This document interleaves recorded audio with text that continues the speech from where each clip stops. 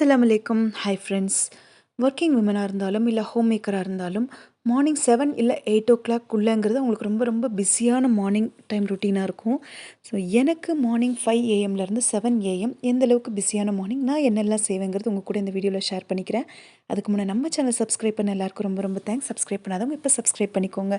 Welcome to ஸ்லாமத் சமையல் vlogs channel. இது வந்து பார்த்தீங்கன்னு சொன்னால் முதல் நாள் ஈவினிங் நான் ஷூட் பண்ணது.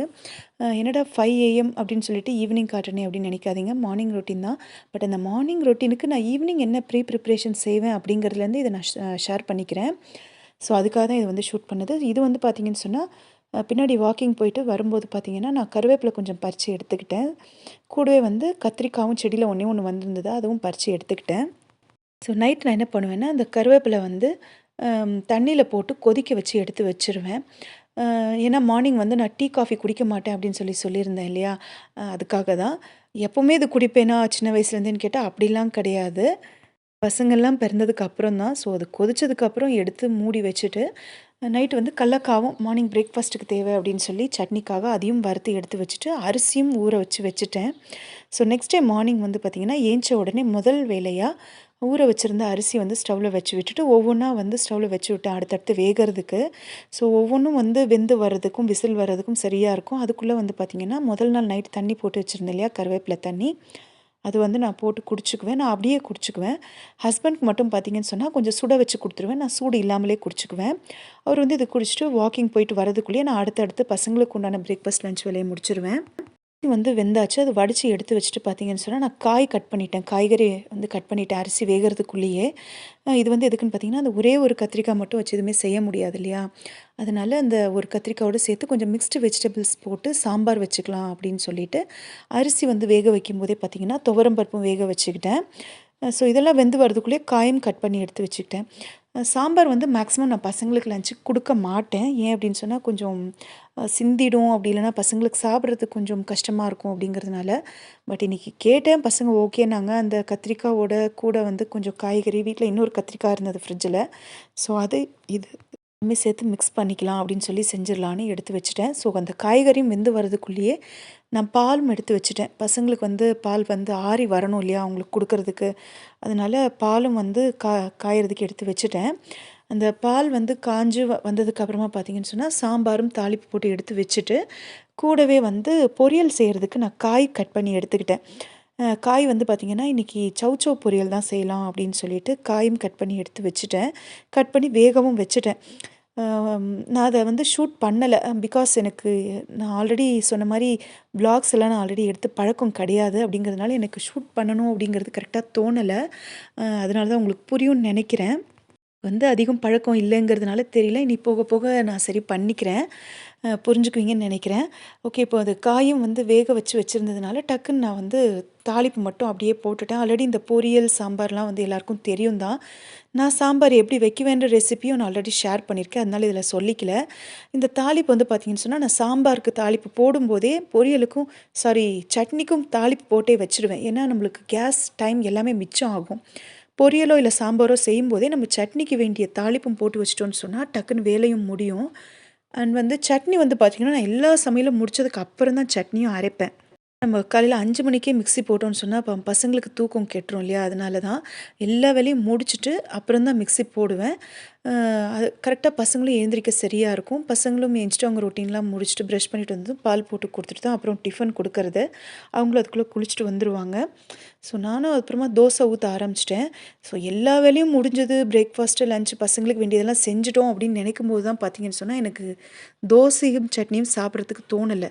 வேறு ஒன்று சமைச்சு சாப்பிடணும்னு தோணுனதுனால உடனே வந்து பார்த்தீங்கன்னு சொன்னால் டக்குன்னு புளி ஊற வச்சுட்டேன். என்னன்னு சொல்லி பார்த்தீங்கன்னா பிசிபிளே பாத் செஞ்சு சாப்பிட்ணும் அப்படின்னு ஒரு ஆசை வந்தது.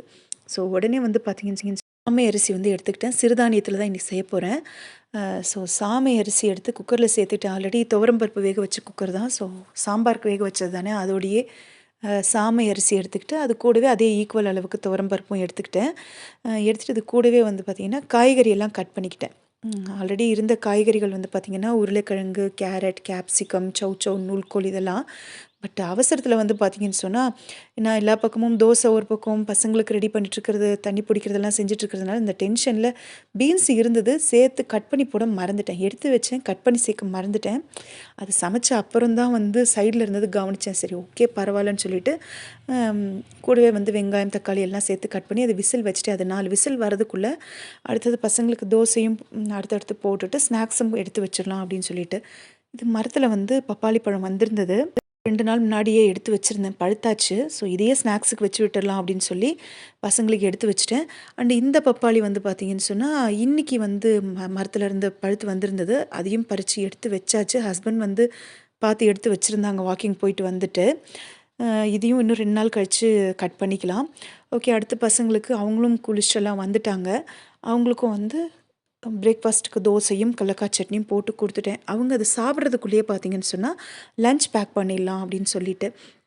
எப்பவுமே வந்து நம்ப வெரைட்டி ரைஸ் குடுக்குறது வேற. பட் சாம்பார், சாப்பாடு இந்த மாரிலாம் குடுக்கும்போது, இதெல்லாம் கம்ப்ளீட்டா ஆற வச்சு தான் பேக் பண்ணணும். இல்ல சாம்பார் இதெல்லாம் கெட்டு போயிடும்.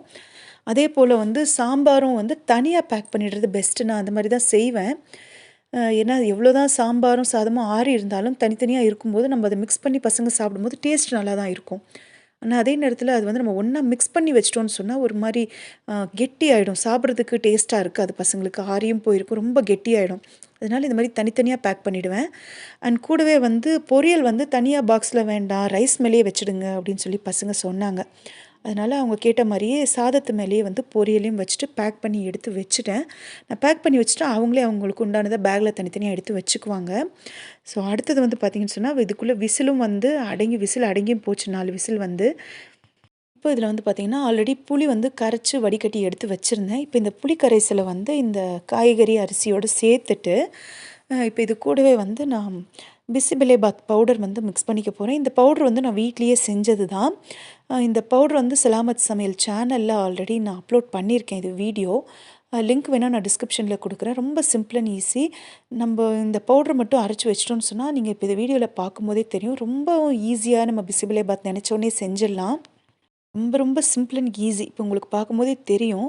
அவ்வளோதான் இப்போ இதுலேருந்து நான் ஒரு 2 ஸ்பூன் வரைக்கும் சேர்த்துட்டு, இப்போ இதில கூடவே வந்து நான் இதுவரைக்கும் உப்பு சேர்க்கல இல்லையா? ஸோ இதுலயே வந்து உப்பும் சேர்த்துக்கிறேன். உப்பு சேர்த்துட்டு 1 கிளாஸ் அளவுக்கு தண்ணி சேர்த்துக்கணும்.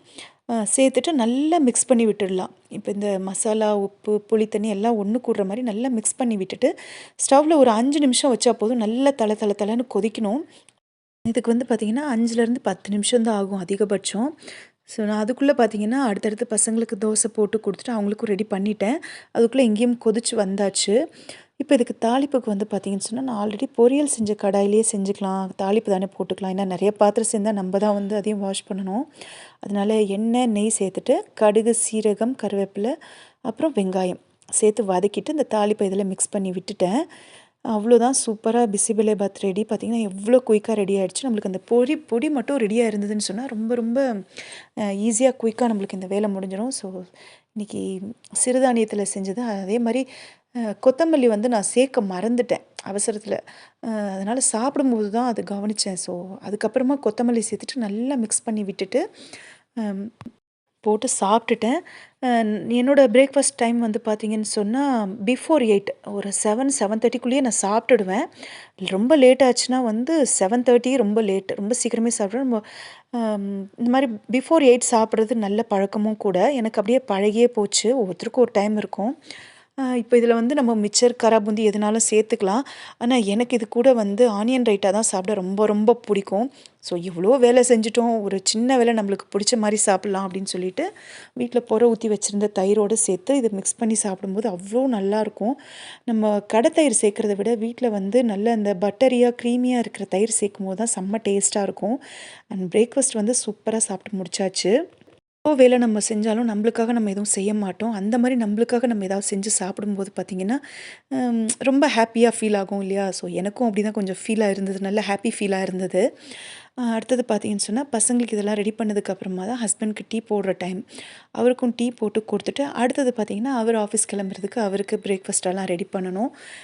ஸோ அடுத்தடுத்து இதுக்கு மேல வேற ரொட்டீன் ஸ்டார்ட் ஆகும் மார்னிங் ரொட்டீன். அண்ட் இதோட நான் இந்த விளாக் முடிச்சுக்கிறேன். பிடிச்சிருக்குன்னா லைக் அண்ட் சப்ஸ்கிரைப் பண்ணி கமெண்ட்ல சொல்லுங்க. அண்ட் சப்போர்ட் பண்ணுங்க. Thank you.